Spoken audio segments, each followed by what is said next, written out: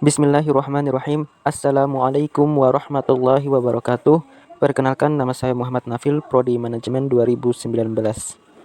Pada kesempatan kali ini saya akan membahas lanjutan materi yang minggu lalu, yakni masih tetap perpajakan. Yang pertama kita bahas adalah tentang ketentuan umum dan tata cara perpajakan.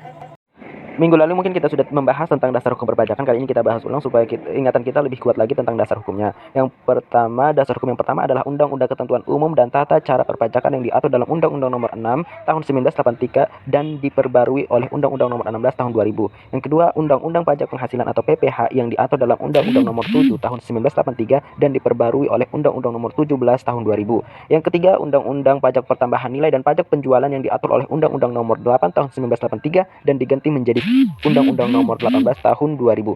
Yang keempat, Undang-Undang Penagihan Pajak dan Surat Paksa yang diatur dalam Undang-Undang Nomor 19 Tahun 1997 dan diganti menjadi Undang-Undang Nomor 19 Tahun 2000. Yang kelima atau yang terakhir, Undang-Undang Pengadilan Pajak yang diatur dalam Undang-Undang Nomor 14 Tahun 2022. Yang selanjutnya adalah pengertian. Nah, di sini kita akan membahas tentang beberapa pengertian dari istilah-istilah pajak itu. Yang pertama, pengertian dari pajak itu sendiri. Pajak adalah pungutan yang wajib diberikan pada negara oleh orang pribadi maupun badan atau perusahaan berdasarkan undang-undang yang akan digunakan untuk kepentingan negara dan kesejahteraan masyarakat umum.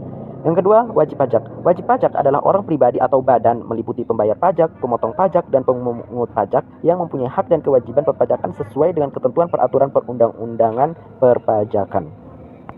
Yang ketiga adalah badan. Badan adalah sekumpulan orang dan atau modal yang merupakan kesatuan baik yang melakukan usaha maupun yang tidak melakukan usaha. Badan antara lain terdiri dari perseroan terbatas atau PT, perseroan komanditer atau CV, perseroan lainnya. Badan usaha milik negara atau BUMN dengan nama dan dalam bentuk apapun. Badan usaha milik daerah atau BUMD dengan nama dan dalam bentuk apapun. Firma, kongsi, koperasi, dana pensiun, persekutuan, perkumpulan, yayasan, organisasi massa, organisasi politik, partai politik, kontrak investasi kolektif, bentuk usaha tetap, karang taruna, lembaga swadaya masyarakat atau LSM, dan asosiasi. Sehingga semua badan yang bergerak di bidang usaha yang mencari laba atau profit dan non-profit atau nirlaba merupakan badan yang mempunyai kewajiban mendaftarkan diri sebagai wajib pajak untuk mendapatkan NPWP. Yang keempat, masa pajak. Masa pajak adalah jangka waktu yang menjadi dasar bagi wajib pajak untuk menghitung, menyetor, dan melaporkan pajak yang terutang dalam suatu jangka waktu tertentu sebagaimana ditentukan dalam Undang-Undang Nomor 28 Tahun 2007 tentang KUP atau Ketentuan Umum dan Tata Cara Perpajakan. Yang kelima, tahun pajak. Tahun pajak adalah jangka waktu 1 tahun kalender, kecuali bila wajib pajak menggunakan tahun buku yang tidak sama dengan tahun kalender.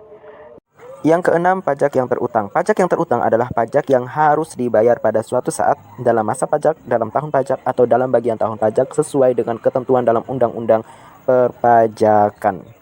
Yang ketujuh, surat paksa. Penagihan dengan surat paksa dilakukan apabila jumlah tagihan pajak tidak atau kurang bayar sampai dengan tanggal jatuh tempo pembayaran, atau sampai dengan jatuh tempo penundaan pembayaran, atau tidak memenuhi angsuran pembayaran pajak. Yang kedelapan, kredit pajak untuk pajak penghasilan. Kredit pajak merupakan perhitungan pajak penghasilan yang telah dibayar atau dipungut pada awal periode dalam setiap tahun pajak yang berjalan. Wajib pajak harus melunasi pajak yang diperhitungkan akan terutang pada tahun pajak tersebut. Kesembilan, kredit pajak untuk pajak pertambahan nilai. Dalam konteks pajak pertambahan nilai atau PPN, yang dimaksud dengan kredit pajak adalah pajak masukan atau PM, yaitu PPN yang dibayar pada waktu kita 1. Membeli atau memperoleh BKP atau JKP secara lokal dari PKP di dalam negeri. 2. Mengimpor BKP dari luar daerah pabean. 3. Melakukan pemanfaatan JKP maupun BKP berwujud dari luar daerah pabean di dalam daerah pabean. Yang ke-10, pemeriksaan. Pemeriksaan adalah serangkaian kegiatan menghimpun dan mengolah data, keterangan, dan atau bukti yang dilaksanakan secara objektif dan profesional berdasarkan suatu standar pemeriksaan. Yang ke-11, bukti permulaan. Bukti permulaan adalah keadaan, perbuatan, dan atau bukti berupa keterangan, tulisan, atau benda yang dapat memberikan petunjuk adanya dugaan kuat bahwa sedang atau telah terjadi suatu tindak pidana di bidang perpajakan yang dilakukan oleh siapa saja yang dapat menimbulkan kerugian pada pendapatan negara. Ke-12, pemeriksaan bukti permulaan. Pemeriksaan bukti permulaan adalah pemeriksaan yang dilakukan untuk mendapatkan bukti permulaan tentang adanya dugaan telah terjadi tindak pidana di bidang perpajakan. Yang ke-13, penelitian. Pengertian penelitian adalah serangkaian kegiatan yang dilakukan oleh kantor pajak untuk 1. Menilai kelengkapan pengisian surat pemberitahuan dan lampiran-lampirannya termasuk penilaian tentang kebenaran penulisan dan perhitungannya. Yang kedua, menilai apakah permohonan wajib pajak telah memenuhi persyaratan formal dan material sehingga permohonan dapat dikabulkan. Pembahasan yang kedua adalah NPWP atau Nomor Pokok Wajib Pajak. Pengertian dari NPWP. Menurut Undang-Undang Nomor 16 Tahun 2009 tentang Ketentuan Umum dan Tata Cara Perpajakan, NPWP merupakan nomor yang diberikan kepada wajib pajak sebagai sebuah sarana dalam administrasi perpajakan yang dipergunakan sebagai tanda pengenal wajib pajak dalam melaksanakan hak dan kewajiban perpajakannya. Fungsi dari NPWP. Fungsi NPWP bagi wajib pajak adalah berfungsi sebagai tanda pengenal diri atau identitas dari seorang wajib pajak. Yang ketiga, persyaratan subjektif. Persyaratan subjektif adalah persyaratan yang sesuai dengan ketentuan mengenai subjek pajak dalam Undang-Undang Pajak Penghasilan tahun 1984 dan perubahannya. Yang keempat, persyaratan objektif. Persyaratan objektif adalah persyaratan bagi subjek pajak yang menerima atau memperoleh penghasilan atau diwajibkan untuk melakukan pemotongan atau pemungutan sesuai dengan ketentuan Undang-Undang Pajak Penghasilan tahun 1984 dan perubahannya. Pembahasan yang ketiga adalah pengukuhan pegawai kena pajak atau PKP. Untuk mendapatkan pengukuhan pengusaha kena pajak dari Direktorat Jenderal Pajak, seorang pengusaha atau pembisnis atau perusahaan harus memenuhi syarat 1. Memiliki pendapatan bruto atau omset dalam 1 tahun buku mencapai 4,8 miliar rupiah, tidak termaksud pengusaha atau pembisnis atau perusahaan dengan pendapatan bruto kurang dari 4,8 miliar rupiah, kecuali pengusaha tersebut memilih dikukuhkan jadi pengusaha kena pajak. Yang kedua, melewati proses survei yang dilakukan KPP atau KP2KP tempat pendaftaran. Yang ketiga, melengkapi dokumen dan syarat pengajuan PKP atau pengukuhan PKP. Pembahasan yang keempat adalah surat pemberitahuan pajak atau SPT. Surat pemberitahuan atau SPT adalah laporan pajak yang disampaikan kepada pemerintah Indonesia melalui Direktorat Jenderal Pajak. Ketentuan mengenai SPT diatur dalam Undang-Undang Nomor 28 Tahun 2007 tentang Ketentuan Umum dan Tata Cara Perpajakan. Dalam undang-undang tersebut ditegaskan, pemerintah mengharuskan seluruh wajib pajak untuk melaporkan SPT sesuai dengan ketentuan yang berlaku. Nah, dalam ketentuan tersebut, secara garis besar kita dapat menyimpulkan fungsi dari SPT adalah 1. Melaporkan pelunasan atau pembayaran pajak yang sudah dilakukan, baik secara personal maupun melalui pemotongan penghasilan dari perusahaan dalam jangka waktu 1 tahun. 2. Melaporkan harta benda yang dimiliki di luar penghasilan tetap dari pekerjaan utama. 3. Melaporkan penghasilan lainnya yang termasuk ke dalam kategori objek pajak maupun bukan objek pajak. Pembahasan yang kelima, surat setoran pajak atau SSP dan pembayaran pajak. SSP adalah bukti pembayaran atau penyetoran pajak yang telah dilakukan oleh wajib pajak dengan menggunakan formulir atau telah dilakukan dengan cara lain ke kas negara melalui tempat pembayaran yang ditunjuk oleh Menteri Keuangan.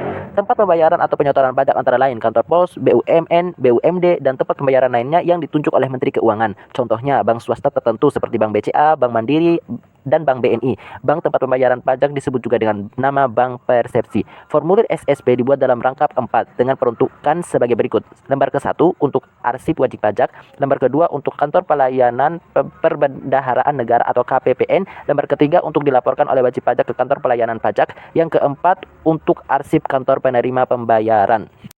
Pembahasan ke-6, surat ketetapan pajak. Surat ketetapan pajak adalah catatan informasi keuangan suatu perusahaan pada suatu periode akuntansi yang dapat digunakan untuk menggambarkan kinerja perusahaan tersebut. Laporan keuangan adalah bagian dari proses pelaporan keuangan. Laporan keuangan yang lengkap biasanya meliputi surat tagihan pajak, surat ketetapan pajak kurang bayar atau SKPKB, surat ketetapan pajak lebih bayar atau SKPLB, surat ketetapan pajak nihil atau SKPN, dan surat ketetapan pajak kurang bayar tambahan atau SKPKBT.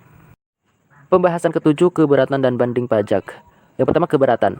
Wajib pajak mempunyai hak untuk mengajukan keberatan atas suatu ketetapan pajak dengan mengajukan keberatan secara tertulis kepada Direktur Jenderal Pajak paling lambat 3 bulan sejak tanggal dikirim surat ketetapan pajak atau sejak tanggal pemotongan atau pemungutan, kecuali apabila wajib pajak dapat menunjukkan bahwa jangka waktu tersebut tidak dapat dipenuhi karena keadaan di luar kekuasaannya. Yang kedua, banding. Apabila wajib pajak masih belum puas dengan surat keputusan keberatan atas keberatan yang diajukannya, maka wajib pajak masih dapat mengajukan banding ke Badan Pengadilan Pajak. Syarat pengajuan banding adalah permohonan banding diajukan secara tertulis dalam bahasa Indonesia dalam waktu 3 bulan sejak keputusan keberatan diterima di lampir surat keputusan keberatan tersebut. Pembahasan ke-8 adalah pembetulan, pengurangan, penghapusan, dan pembatalan. Pertama, pembetulan. Atas permohonan wajib pajak atau karena jabatannya, Dirjen Pajak dapat membetulkan 1. SKPKB, SKPKBT, SKPN, SKPLB, 2. SDP, 3. Surat keputusan pembetulan, 4. Surat keputusan keberatan, 5. Surat keputusan pengurangan sanksi administrasi, 6. Surat keputusan penghapusan sanksi administrasi, 7. Surat keputusan pengurangan ketentuan pajak, 8. Surat keputusan pembatalan ketetapan pajak, 9. Surat keputusan pengembalian pendahuluan kelebihan pajak, yang terakhir surat keputusan pemberian imbalan bunga. yang dalam penerbitannya terdapat kesalahan tulis, hitung, dan atau kekeliruan penerapan ketentuan tertentu dalam peraturan perundang-undangan. Yang selanjutnya, pengurangan, penghapusan, dan pembatalan. Dirjen Pajak dapat mengurangkan atau menghapuskan sanksi ADM berupa bunga, denda, dan kenaikan yang terutang sesuai dengan Undang-Undang Perpajakan dalam hal sanksi tersebut dikenakan karena kekhilafan wajib pajak atau bukan karena kesalahannya. Kemudian, mengurangkan atau membatalkan SKP atau STP yang tidak benar, membatalkan hasil pemeriksaan atau SKP dari hasil pemeriksaan yang dilaksanakan tanpa penyampaian surat pemberitahuan hasil pemeriksaan, pembahasan akhir hasil pemeriksaan dengan wajib pajak. Wajib pajak dapat mengajukan permohonan pengurangan atau pembatalan SKP apabila wajib pajak tidak mengajukan keberatan atas SK. Wajib pajak mengajukan keberatan tetapi keberatannya tidak dipertimbangkan oleh Dirjen Pajak karena tidak memenuhi persyaratan. Pembahasan ke-9 adalah daluarsa pajak. Daluarsa penetapan pajak dimaknai sebagai daluarsa penerbitan surat ketetapan pajak dan surat tagihan pajak yang berlaku dalam jangka waktu 10 tahun setelah saat terutangnya pajak atau berakhirnya masa pajak, bagian tahun pajak atau tahun pajak untuk tahun pajak 2007 dan sebelumnya, atau dalam jangka waktu 5 tahun setelah saat terutangnya pajak atau berakhirnya masa pajak, bagian tahun pajak atau tahun pajak untuk tahun pajak 2008 dan sesudahnya. Pembahasan yang terakhir adalah kewajiban dan hak wajib pajak. Hak-hak wajib pajak. 1. Hak atas kelebihan pembayaran pajak. 2. Hak dalam hal wajib pajak dilakukan pemeriksaan.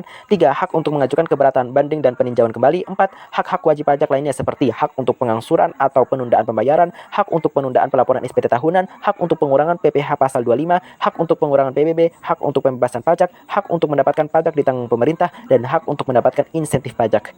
Kemudian kewajiban pajak. Yang pertama, kewajiban mendaftarkan diri. Kedua, kewajiban pembayaran, pemotongan atau pemungutan dan pelaporan pajak. Ketiga, kewajiban dalam hal diperiksa. Dan yang terakhir adalah kewajiban memberi data. Demikianlah yang dapat saya sampaikan, kurang dan lebihnya mohon maaf. Apabila ada kata-kata yang salah, saya juga minta maaf. Dan apabila ada tulisan saya mungkin teman-teman tidak mengerti, saya juga minta maaf sebesar-besarnya. Wassalamualaikum warahmatullahi wabarakatuh.